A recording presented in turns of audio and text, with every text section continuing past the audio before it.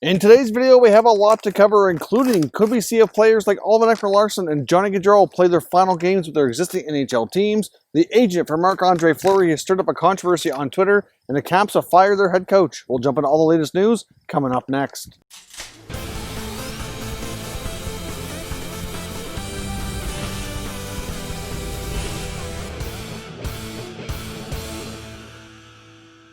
So welcome back to another video here at Top Shelf Hockey. Now, as you can see, we're doing another outdoor video. Behind me here again is the St. John River, but this time you have an angle of historic, beautiful downtown Fredericton, New Brunswick, the capital city here in the province of New Brunswick.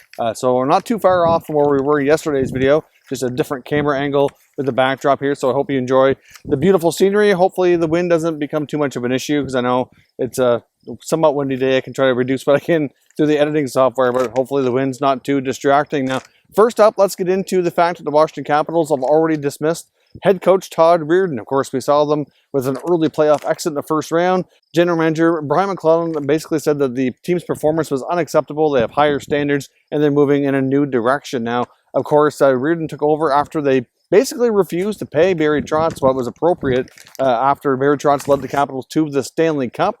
Obviously, the Caps have not had a ton of success since then. Regular season Capitals have already been good the last few years, but again, another early playoff exit, certainly not something that they want to keep going. They certainly have set themselves for the higher standards after winning the Cup here in 2018. So there was all kinds of fairly big-time, experienced head coaches on the market. If you look back at the Alex Ovechkin era in Washington, a lot of the head coaches have been first-time head coaches, like new, inexperienced guys, including Reirden, Dale Hunter, and a few others. Barry Trotz is probably the only coach who has really had any amount of experience during Ovi's time there. It was only his second job, but he had been with the Predators for so long that he had 15 years of head coach experience. Now, of course, you have guys like Gerard Gallant, Peter Laviolette on the market. You've also got Mike Babcock, obviously Bruce Boudreau out there. He's former coach of the Capitals as well. There's certainly a lot of options for experienced guys out there that the Capitals could certainly turn to. So it'll be interesting to see what direction they go in. Based on the success they have with Trotz, I would suggest they go with somebody a little bit more experienced and somebody who can kind of help them with their overall 200-foot game, a good defensive style. That would be my first choice, but we'll see what direction McClellan goes in here with Washington. In case you missed it, Marc-Andre Fleury's agent Alan Walsh stirred up a lot of people on Twitter yesterday by posting this image here, and I'll show it to you here on the screen. Basically, as we know, the Vegas Golden Knights, have been very theatrical in their arena for their, opening segments of the games and whatnot. And this has a sword going through Marc-Andre Fleury, as you can see, with the name DeBoer. So obviously he feels like head coach Peter DeBoer is kind of sabotaged or gone against Fleury in favor of Robin Lehner. He's not happy that his client is not getting nearly enough playing time. So, of course, like I said, this got a lot of people going on Twitter. Clearly, it's not unusual to see a player agent, stand up or speak up for his players if he feels something's not going well. But this is a whole new level that we haven't seen. And obviously, Marc-Andre Fleury is one of the most liked players around the league. You can't help but like the guy, that big smile. He's a great teammate, well beloved in most dressing rooms that he's been in. So clearly, an unusual thing. I can understand how Fleury might be frustrated, but if you take a look at the fact that Fleury didn't immediately speak out or condemn what was done, obviously that goes to show he must have some frustration himself. Although that image that I showed you, I have it saved, but it has been taken down by Alan Walsh. There were reports yesterday afternoon that Marc-Andre Fleury had met with Vegas management and they kind of smoothed everything over. Everything was good, able to proceed with him still being a part of the team and everything like that. He still has 2 more years on his deal at $7 million, and there's certainly some debate over his future. There already was before this ever happened because of the increased playing time of Robin Lehner. We had talked about it just on the channel a few times. So could they sign Lehner and move Fleury? Because they really can't do one without the other. If they want to keep Lehner, Fleury's got to go. There's just no financial room for both. So that certainly creates a bit of a controversy.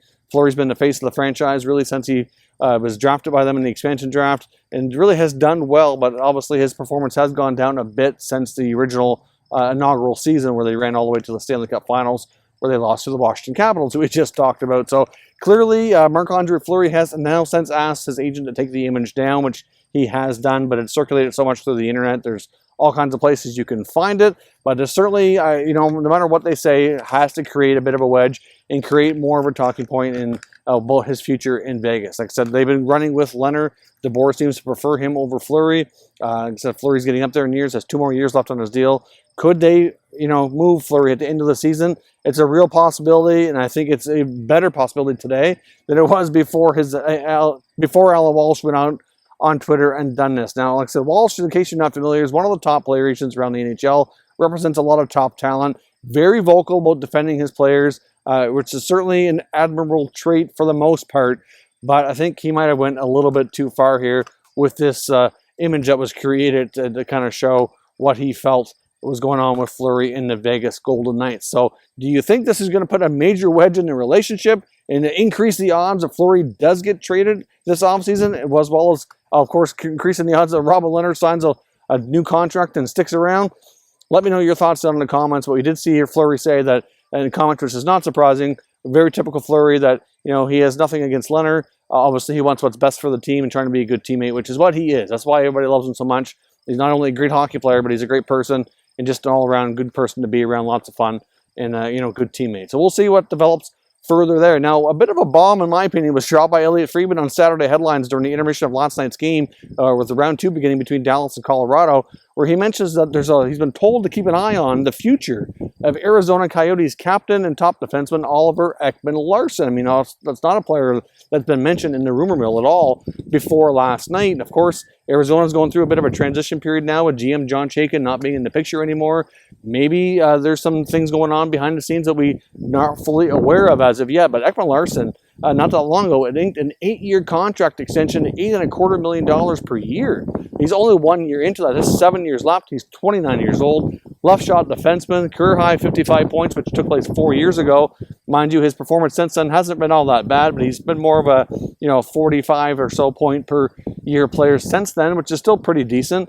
Certainly, I think in the playoff series, though, that we just seen him lose, they certainly were some questions around his leadership. One of the interviews, there was asked about the overall team play, lack of intensity and whatnot, and he kind of took a lot of ownership for that. And there's been some talk that maybe he's a good hockey player, but maybe he's not a great captain. And I guess we can't all speak to what he is like privately around the players in the locker room and all that. We only see what he's like on the ice, and maybe it's just not a role that's cut out for him. And obviously, as we know, ownership is certainly going through some changes there as well. So, could ownership want to cut back some payroll? I mean, obviously, there's a big expense buying the team. They're trying to sell tickets. They're trying to convince Taylor Hall to stay. And maybe that's kind of their strategy here, is maybe they feel that Ekman-Larsson might need to go. But, I mean, if you take a look around the league, there's not a ton of teams who could take that contract on. You're looking at some of the lower-ranked teams of the NHL. He also has a full no-move clause as well. So that certainly complicates things, and he's going to have a lot of say if he is moved. And I would think that, teams like, Buffalo, New Jersey, Ottawa, Detroit, teams that really are, on the way up, that are kind of going through a bit of a rebuild, would be the teams with the cap space that take that on.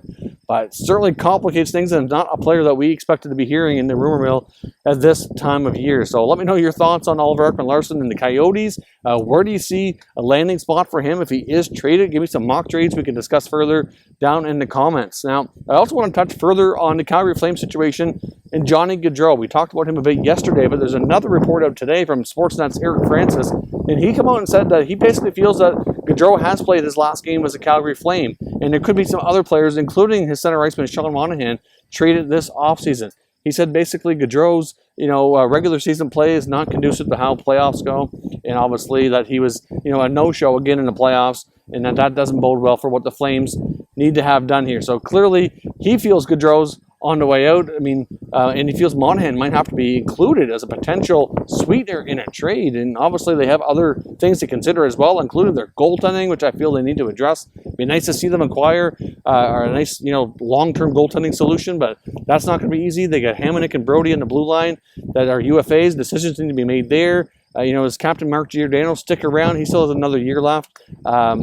Just a lot of debatable things going on in Calgary, but Gaudreau and Monahan maybe going together in a trade seems kind of crazy, but it just could happen. I'm not sure that Monahan would necessarily have to be included as a sweetener, but he kind of lists teams like New Jersey and Buffalo, maybe even a team like Florida or Columbus being the most likely teams to potentially pull off a trade. A lot of the other top teams that are already playoff contenders may not be interested because of Gaudreau's playoff performances. So let me know your thoughts on Johnny Gaudreau. Could we see a major Flames blockbuster deal with Monahan and Gaudreau maybe going together to one of these teams mentioned with a package of players coming back? But clearly it seems this team kind of belongs to guys like Matthew Tkachuk, Elias Lindholm, Rasmus Andersson right now. Likely that guys like Backlund and Giordano stick around. There's talk about Talbot re-signing. So there's still going to be some familiar things going on in Calgary, but would not be shocking to see some pretty drastic, blockbuster type trades with this team this season. Like I said, I wouldn't even be shocked if GM Brett Treliving is questioned on his job, and could we see even a change in that office as well?